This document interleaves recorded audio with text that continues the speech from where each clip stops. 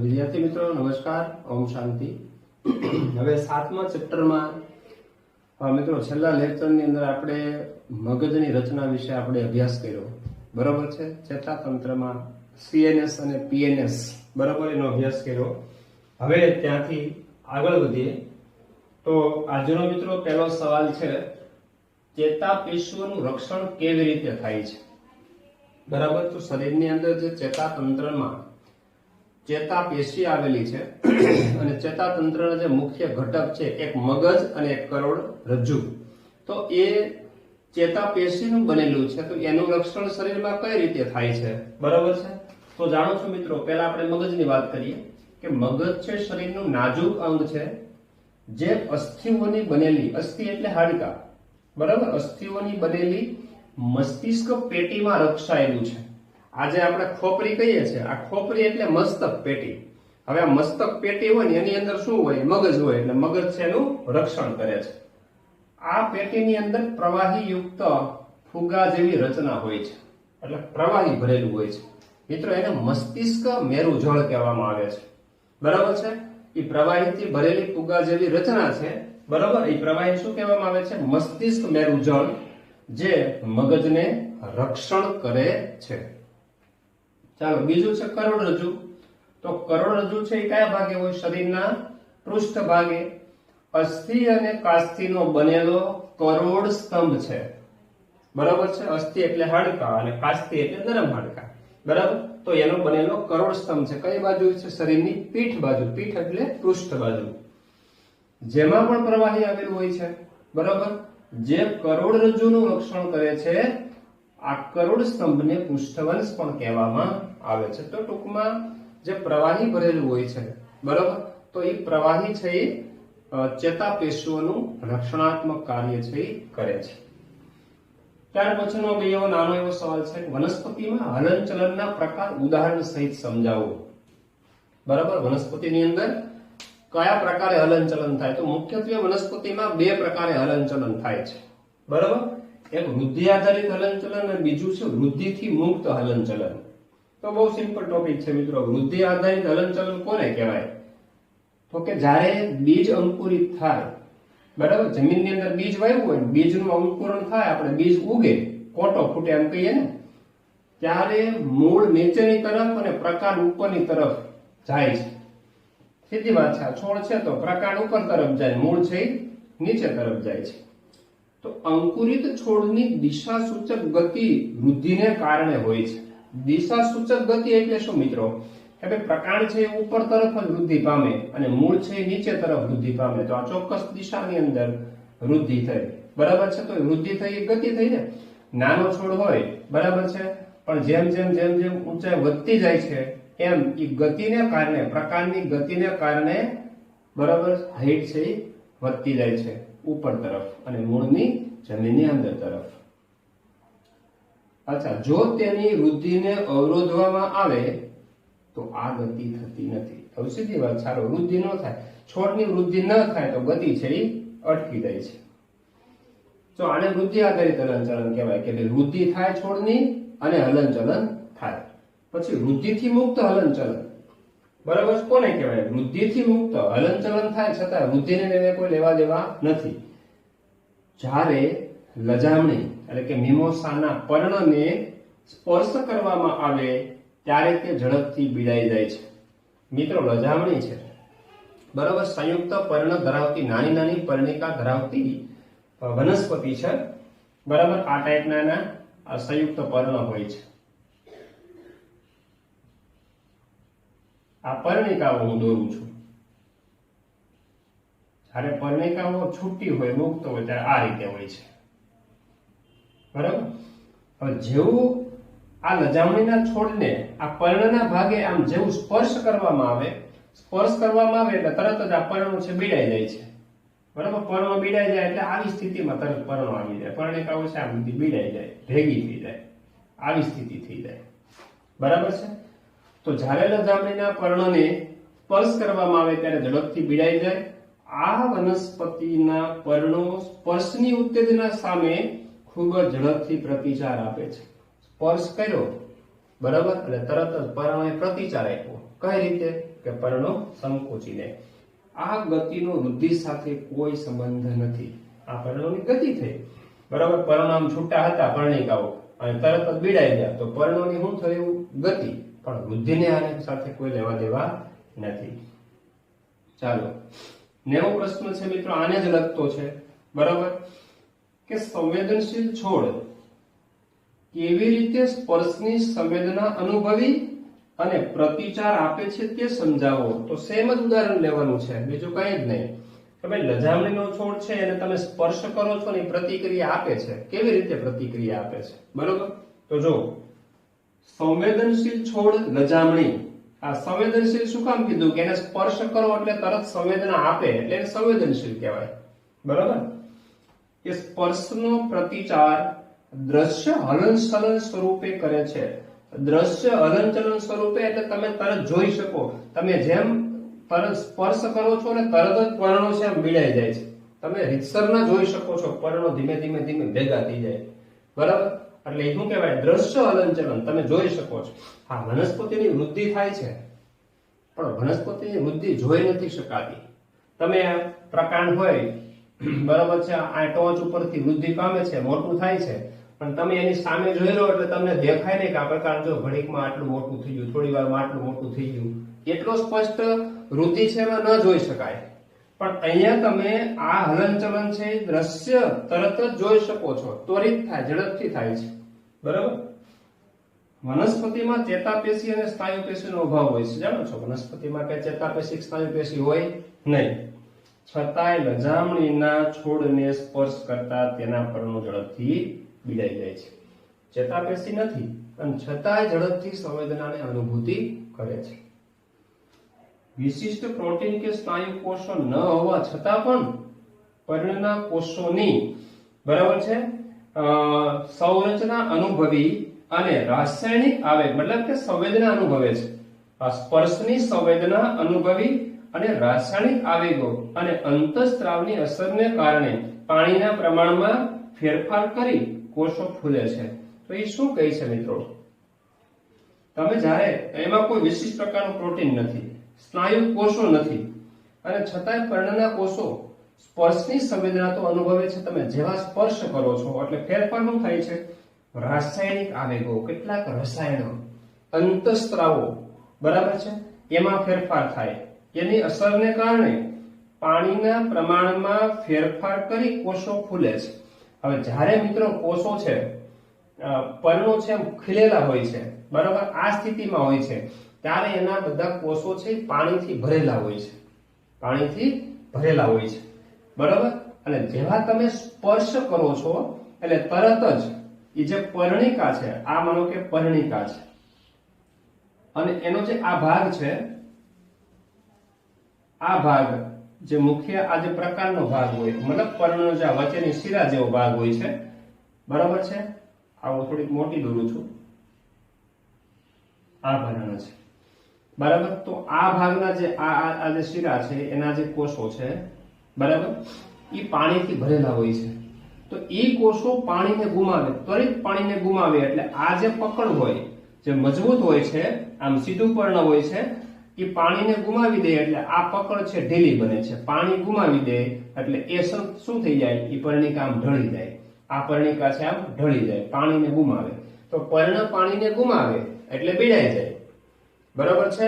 અને ફરીથી કોષો પાણીને મેળવે એટલે પાછા કેવા થઈ જાય? થોડી વાર પછી પાછા ફૂલી જાય. પાછા તમે સ્પર્શ કરો, પાછી પ્રક્રિયા થાય. કેમ? સ્પર્શની સંવેદનાથી એ પર્ણના કોષો છે, પર્ણિકાના કોષો પાણી ગુમાવી શકે અને ફરીથી મેળવીને પાછા ખુલી પણ શકે છે. બરાબર. તો અંતઃસ્ત્રાવી અસરને કારણે પાણીના પ્રમાણમાં શું થઈ જાય છે? ફેરફાર કરી કોષો ફૂલે અથવા સંકોચાય. કોષો ફૂલે અથવા ફૂલે એટલે પર્ણો છે એ ખોળે, અને સંકોચન થાય એટલે પર્ણો છે એ બીડાઈ જાય છે. જેથી પર્ણ વિસ્તૃત થાય કે બીડાઈ જાય છે. આ રીતે સ્પર્શની સંવેદના સામે, બરાબર, પ્રતિચાર આપે છે. કઈ ક્રિયા સામે? તો કે સ્પર્શની સંવેદના સામે. સોરી. હવે મિત્રો નવો સવાલ છે, વનસ્પતિમાં સંકલન અને પ્રાણીઓમાં સંકલન વચ્ચે ભેદ સ્પષ્ટ કરો. તો ચેતાતંત્રમાં આપણે ભણી ગયા માનવની અંદર સંકલન થાય છે, પ્રાણીઓની અંદર સંકલન થાય છે, વનસ્પતિમાં થાય. તો વનસ્પતિ પ્રાણીઓના સંકલનમાં ફેર શું? બરાબર છે. તો વનસ્પતિ સંકલન પ્રાણી સંકલનથી નીચેની રીતે અલગ પડે છે. હવે 3 પોઈન્ટ અહીંયા આપેલા છે મિત્રો, બહુ સિમ્પલ પોઈન્ટ છે. પહેલો સવાલ એ છે, પહેલો પોઈન્ટ એ છે કે પ્રાણીઓની માફક વનસ્પતિમાં સંકલન માટે ચેતાતંત્ર નથી. આપણે જાણીએ છીએ પ્રાણીઓમાં ચેતાતંત્ર હોય છે અને ચેતાતંત્ર છે એ સંકલન કરે, વનસ્પતિમાં ચેતાતંત્ર હોતું નથી. ઓકે.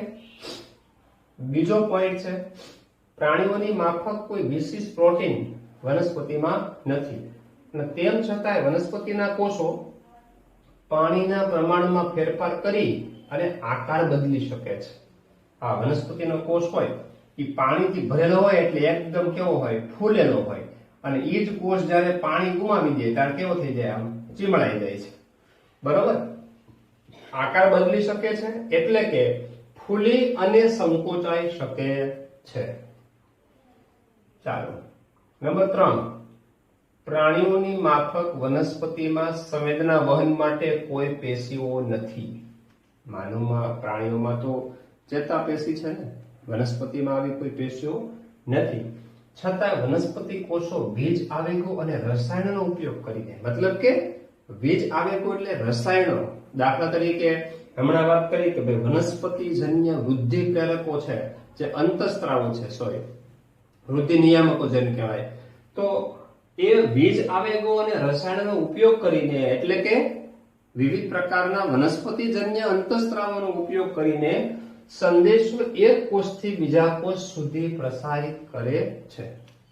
બરાબર છે? ચાલો, તો આ 3 પોઈન્ટ ધ્યાનમાં લેવાના છે, વનસ્પતિમાં સંકલન અને પ્રાણી સંકલન વચ્ચેનો ભેદ.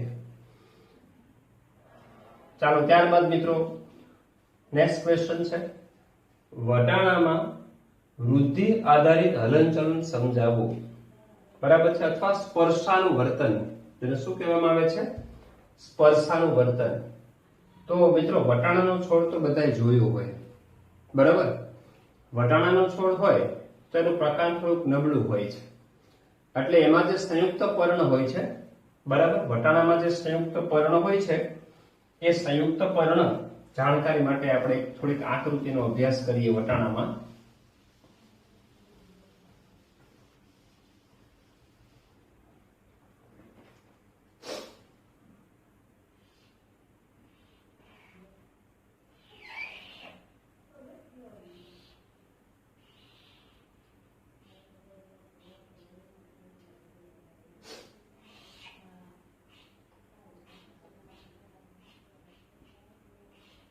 વટાણામાં સંયુક્ત પર્ણ હોય છે, આ ટાઈપનું પર્ણ હોય છે.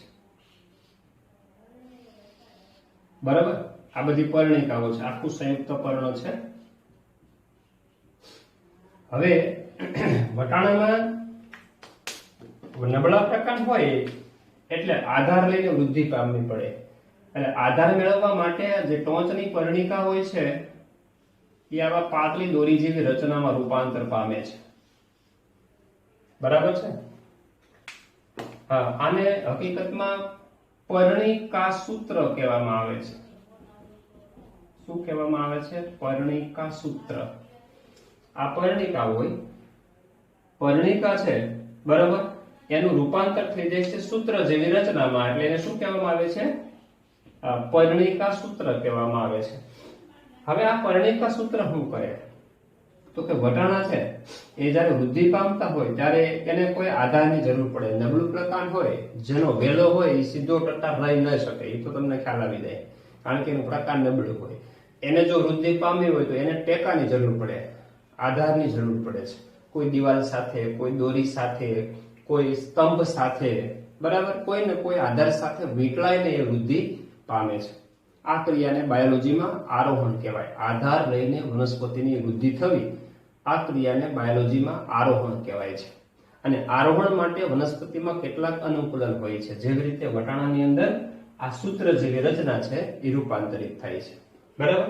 હવે આ સૂત્ર જેવી રચના છે તમે ઘણી વખત જોયું હોય વનસ્પતિમાં કે કોઈ આ આધાર છે અને આ જે સૂત્ર જેવી રચના છે, બરાબર, એ કોઈ જેવો આધારને સ્પર્શ થાય એટલે તરત જ એને ગોળ વીંટળાઈ જાય। આવી રીતે જેવો કોઈ આધારને દોરીને સ્પર્શ થાય એટલે એને ગોળ વીંટળાઈ જાય। ગોળ વીંટળાઈ જાય એટલે શું થયું? આધાર મળી ગયો। હવે આ પ્રકારનું છે સીધું વૃદ્ધિ પામશે, બરાબર, મોટું થશે, મતલબ કે પર્ણો કે વગેરે છોડ, બરાબર। જ્યારે આધાર મળતો જાય એમ વનસ્પતિ વૃદ્ધિ પામતી જાય, બરાબર। આને આરોહણથી વૃદ્ધિ થઈ કહેવાય। તો જો વટાણાનો છોડ અન્ય વનસ્પતિ કે અન્ય આધાર પર સૂત્રોની મદદથી, આ સૂત્રાંકો શબ્દ લખ્યો છે, બરાબર છે, આપણી બુક પ્રમાણે તમારે યાદ રાખવાનું છે, એની મદદથી ઉપર ચડે છે। શું કામ? કારણ કે એનો પ્રકાર નબળું હોય એટલે એને આધાર લેવો પડે, બરાબર। આ સૂત્રો છે સ્પર્શ માટે સંવેદનશીલ હોય છે। સૂત્રો શેના માટે સંવેદનશીલ હોય છે? સ્પર્શ માટે। જેવો કોઈ સ્પર્શને ટચ થાય એટલે સૂત્રનો અગ્રભાગ નહીં પણ એની પાછળનો ભાગ હોય કે ને એ ઝડપથી વૃદ્ધિ પામે એટલે શું થાય? આધારને વીંટળાઈ જાય, આધારને વીંટળાઈ જાય। લખ્યું છે મિત્રો વાક્ય, ધ્યાનથી સાંભળજો। જ્યારે સૂત્રો કોઈ આધારના સંપર્કમાં આવે ત્યારે, હવે અહીંયા હું એક સૂત્ર અલગ દોરું છું, ચાલો આ આધાર છે, હવે આ સૂત્ર વૃદ્ધિ પામે છે, બરાબર, સિમ્પલ જ દોરું છું, આ સૂત્ર જેવી રચના છે, આ વૃદ્ધિ પામે છે અને આધારના સંપર્કમાં આવ્યું। તો સૂત્ર કોઈ આધારના સંપર્કમાં આવે ત્યારે સૂત્રનો આધારના સંપર્કમાં રહેલો ભાગ, આધારના સંપર્કમાં રહેલો આ ભાગ, અડેલો ભાગ છે તે એ ઝડપથી વૃદ્ધિ પામતો નથી, પરંતુ સૂત્રનો આધારથી દૂર રહેલો ભાગ હોય ને એ ઝડપથી વૃદ્ધિ પામે। અચ્છા, દૂરનો ભાગ ઝડપથી વૃદ્ધિ પામે એટલે આ ભાગ છે આગળનો છે એ આગળ ધકેલાય, આગળ ધકેલાય એટલે એ આને વીંટળાઈ જાય, આધારને વીંટળાતો જાય છે, બરાબર। હા, પરંતુ સૂત્રનો આધારથી દૂર રહેલો ભાગ ઝડપથી વૃદ્ધિ પામે। આથી સૂત્રની લંબાઈમાં થતો વધારો સૂત્રને આધારની ફરતે વર્તુળાકારે વીંટળાઈ જવામાં મદદ કરે છે। કઈ રીતે મિત્રો વીંટળાઈ જાય છે?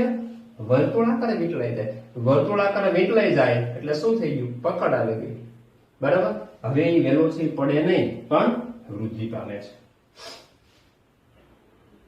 વટાણાના છોડની વૃદ્ધિ એક દિશીય અથવા સદિશ કહેવાય છે। આ વૃદ્ધિને કેવી કહેવાય? એક દિશીય અથવા સદિશ, જે ઉત્તેજના સામે ધીમો પ્રતિચારની ક્રિયા દર્શાવે છે। તો મિત્રો આ બહુ સિમ્પલ સવાલ, બરાબર। હા, એવો જ એક નાનો પ્રયોગ છે, બરાબર, સમજી લઈએ। પ્રકાશાનુવર્તનનો પ્રયોગ અથવા વનસ્પતિના અંગોમાં પ્રકાશ તરફ પ્રતિચારનું અવલોકન કરવું। હવે મિત્રો આપણે જાણીએ છીએ કે ભાઈ વનસ્પતિના જે ભાગો છે, બરાબર, તો વનસ્પતિમાં પ્રકાંડ અને મૂળ, તો પ્રકાંડની વૃદ્ધિ છે સૂર્યની દિશા તરફ થાય। સૂર્યની દિશા તરફ એટલે ધન પ્રકાશાનુવર્તન કહેવામાં આવે છે, બરાબર છે। આવી રીતે આ છોડ હોય વનસ્પતિનો, આ જમીનની સપાટી છે, આ વનસ્પતિનો છોડ છે, બરાબર છે, આનું મૂળ તંત્ર છે, આ વનસ્પતિની ટોચ છે। તો આ પ્રરોહ તંત્ર છે ઉર્ધ્વ દિશામાં વૃદ્ધિ પામે, મૂળ તંત્ર છે નીચેની દિશામાં। હા, તો હવે માનો કે આ સૂર્યપ્રકાશ ઉપર તરફ છે, તો પ્રકાશની દિશા છે એ કઈ દિશા કહેવાય? તો કે ધન પ્રકાશાનુવર્તન, બરાબર છે। અને મૂળની વૃદ્ધિ છે એ ધન જલાનુવર્તન અથવા તો ઋણ પ્રકાશાનુવર્તન, બરાબર। ચાલો, આ બધા શબ્દો મિત્રો તમને ખ્યાલ છે, બરાબર। હજી વાત સ્પષ્ટ કરી દઈએ। ધન પ્રકાશાનુવર્તન, પછી ઋણ ભૂવર્તન અને ઋણ જલાનુવર્તન, પછી મૂળની વૃદ્ધિ ગણવી હોય તો ધન જલાનુવર્તન, ઋણ પ્રકાશાનુવર્તન અને ધન ભૂવર્તન, બરાબર। ચાલો જો હવે શું કરવાનું છે? આ પ્રયોગની શરૂઆત આપણે કરીએ, બરાબર। તો કે એક શંકુ આકારનો ફ્લાસ્ક લેવાનો છે, બરાબર। એ ફ્લાસ્કમાં શું ભરવાનું છે? પાણી ભરવાનું છે। હવે જે ફ્લાસ્કનો આ જે ભાગ છે ગ્રીવાનો ભાગ, બરાબર છે, એ પેલી તારની જાળી હોય એ તારની જાળી વડે ઢાંકી દેવાનો છે, બરાબર। હવે શું કરવાનું છે? એની ઉપર તાજા જે અંકુરિત થયેલા 2-3 વાલના બીજને તારની જાળી ઉપર મૂકી દેવાના છે. શું કરવાનું છે? 2-3 વાલના બીજ લઈ અને તારની જાળી ઉપર મૂકી દેવાના છે. બરાબર. હવે શું કરવાનું છે? આ આવું એક પૂઠું લીધું આપણે. બરાબર. આ ઉપરની સાઈડ બંધ છે, આ સાઈડ બંધ છે, આ સાઈડ બંધ છે. બરાબર. એક બાજુથી ખુલ્લું છે. શું છે? આ એક બાજુથી ખુલ્લું હોય આવું એક આપણે પૂઠું લીધું, બોક્સ લીધું. બરાબર. હવે એ બોક્સની અંદર ફ્લાસ્કને મૂક્યો. આ ફ્લાસ્કને ક્યાં મૂકી દીધો? બોક્સને. હવે આ બોક્સને એવી રીતે તમારે મૂકવાનું છે, બરાબર, કે જેથી કરીને આ જે સૂર્યપ્રકાશ છે, બરાબર, એ આ બાજુ રહે. બરાબર. એટલે ખુલ્લી બાજુ જે છે એ બાજુ તડકો મળવો જોઈએ, સૂર્યપ્રકાશ મળવો જોઈએ, એટલે જેથી કરીને સૂર્યપ્રકાશ ખુલ્લી બાજુથી આ જે ફ્લાસ્ક મૂક્યો છે એને મળી શકે. બરાબર. હવે 2-3 દિવસ રહેવા દેવાનું. 2-3 દિવસ પછી અવલોકન કરવાનું. બરાબર. કે અને અવલોકન નોંધવાનું. હવે થાય છે શું હકીકતે? પછી 2-3 દિવસ પછી શું કરવાનું? આની પોઝિશન તમારે બદલી નાખવાની, કે સૂર્યપ્રકાશની વિરુદ્ધ દિશામાં ન મળે એ રીતે આ મૂંધો મૂકી દેવાનો. એટલે આ ભાગ છે આ બાજુ આવી જાય, આને તમે આ ઓપોઝિટ દિશામાં ફેરવી નાખો તો પોઝિશન કઈ આવે? બરાબર. આ ભાગ છે પાછળની બાજુ અંધારામાં આવી જાય. બરાબર. એ રીતે મૂકી દેવાનું. હવે 2-3 દિવસ પછી પાછું અવલોકન કરવાનું. તો મિત્રો અવલોકન કરતા શું માલુમ પડે? બરાબર. ફરીથી મિત્રો હજી એકવાર સાંભળી લો શું કરવાનું છે. આકૃતિમાં જે દર્શાવેલો ભાગ છે આ તો છોડ બની ગયેલો છે, પણ શરૂઆતની અંદર આપણે શું કરવાનું છે? એક ફ્લાસ્ક લીધો, પાણીથી ભરવાનું છે, એની ગ્રીવા છે એને તારની જાળી વડે શું કરવાનું છે? ઢાંકી દેવાની છે. તાજા અંકુરિત થયેલા હોય એવા વાલના બીજ, એટલે જેથી કરીને ત્વરિત એમાંથી છોડ બની શકે, આપણે એ જ અવલોકન કરવાનું છે. બરાબર. એ તારની જાળી ઉપર મૂકી દેવાના છે. એક બાજુથી આવો ખુલ્લો હોય, બરાબર, એ પૂઠાનું બોક્સ લેવાનું છે અને એની અંદર આ ફ્લાસ્ક તમારે મૂકી દેવાનો છે. બરાબર. હવે આ બોક્સને એવી રીતે મૂકવાનું છે કે ખુલ્લી બાજુ છે સૂર્યપ્રકાશ તરફ રહે છે. બરાબર. 2-3 દિવસ આ પોઝિશનની અંદર આ ફ્લાસ્ક રાખવાનો છે. બરાબર. અવલોકન કરવાનું, જે તમે નોંધ્યું એ અવલોકન નોંધી લેવાનું છે. હવે શું કરવાનું છે? ફ્લાસ્કને પાછો ફેરવી નાખવાનો. બરાબર. કે પ્રકાશ તરફ જે રહેલો ભાગ છે એ પ્રકાશથી દૂર થઈ જાય, એટલે આને આ ઓપોઝિટ દિશામાં આ ભાગ છે ટૂંકમાં એને આ રીતે ફેરવી નાખવાનો, એટલે પ્રકાશવાળો ભાગ છે એ દૂર થઈ જાય. બરાબર. હવે થોડા દિવસ સુધી એ રીતે તમારે પોઝિશનમાં રાખવાનું. ફરીથી છોડનું અવલોકન કરવાનું અને નોંધવાનું છે. ચાલો હવે અવલોકન કરતા શું જાણવા મળે છે? બરાબર. તો જો શરૂઆતની અંદર, હવે શરૂઆતમાં શું હતું? આ ભાગ ખુલ્લો છે સૂર્યપ્રકાશ તરફ હતો, એટલે સીધો સૂર્યપ્રકાશ મળશે. એટલે પ્રરોહ છે, બરાબર, આ ભાગ પ્રરોહ છે એ પ્રકાશ તરફ વળે છે. કોના તરફ વળે છે? પ્રકાશ તરફ. અને મૂળ છે એ પ્રકાશથી દૂર તરફ વિરુદ્ધ દિશામાં જાય. રેડી? હવે આપણે થોડા દિવસ પછી શું કરીએ છીએ? ફ્લાસ્કની સ્થિતિ બદલીએ છીએ, આ પોઝિશનને બદલીએ છીએ. ફ્લાસ્કની સ્થિતિ બદલતા પ્રરોહ, હવે આ સ્થિતિ તમે આમ ઊંધી કરી નાખો એટલે આ છોડ છે એ સૂર્યપ્રકાશથી દૂર વૃદ્ધિ પામવા મળે અને જે મૂળ છે એ સૂર્યની દિશા તરફ. ખ્યાલ આવે છે મિત્રો? ફ્લાસ્કની સ્થિતિ બદલતા પ્રરોહ છે એ પ્રકાશથી દૂર અને મૂળ પ્રકાશ તરફ વૃદ્ધિ પામે છે. પરંતુ થોડા દિવસ જ આવું થાય. થોડા દિવસ પછી શું થાય? તો કે પ્રરોહ છે એ પાછું પ્રકાશ તરફ અને મૂળ છે પ્રકાશથી દૂર વળીને પ્રતિચાર આપે છે. થોડા દિવસ થાય એટલે પ્રરોહ છે મૂળ પોતાની સ્થિતિમાં એટલે કે પ્રકાશની તરફ જ વૃદ્ધિ પામે છે અને મૂળ છે પ્રકાશની વિરુદ્ધ દિશામાં. બરાબર. તો ફાઇનલી આ પ્રયોગથી સાબિત શું થાય? તો કે પ્રરોહ છે એ ધન પ્રકાશનું વર્તન દર્શાવે. પ્રરોહની વૃદ્ધિ હંમેશા સૂર્યપ્રકાશની દિશા તરફ, ધન પ્રકાશનું વર્તન, અને મૂળ છે એ હંમેશા ઋણ પ્રકાશનું વર્તન દર્શાવે છે. બરાબર. તો આ બહુ સિમ્પલ મિત્રો પ્રયોગ. બરાબર છે. તો નાના ઘણા બધા પ્રશ્નો આપણે જોયા મિત્રો. બરાબર છે. ચેતાપીસનું રક્ષણ મગજ અને કરોડરજ્જુનું કેવી રીતે થાય છે? વનસ્પતિમાં હલનચલનના પ્રકારો ઉદાહરણ સહિત આપણે બુદ્ધિ આધારિત હલનચલન જોયું. વૃદ્ધિ થાય અને હલનચલન થાય. લજામણીમાં છોડ પીડાઈ જાય, વૃદ્ધિ નથી થતી છતાં હલનચલન થાય છે. પછી સંવેદનશીલ છોડ, લજામણીનો છોડ કેવી રીતે પ્રતિચાર આપે છે, કોષો ફૂલીને અથવા કોષો સંકોચાઈને, એ પ્રશ્ન આપણે જોયો. પછી વનસ્પતિમાં સંકલન અને પ્રાણી સંકલનમાં તફાવત શું છે, બરાબર, એના 3 મુદ્દા આપણે જોયા. પછી વટાણામાં હલનચલન, સ્પર્શાનું વર્તન, આધાર લઈને વટાણામાં વૃદ્ધિ કઈ રીતે થાય છે એ આપણે સમજ્યા. અને પ્રકાશાનું વર્તન દર્શાવતો પ્રયોગ. તો નાના બરાબર છે 4-5 સવાલ આપણે જોઈ નાખ્યા છે. બરાબર મિત્રો,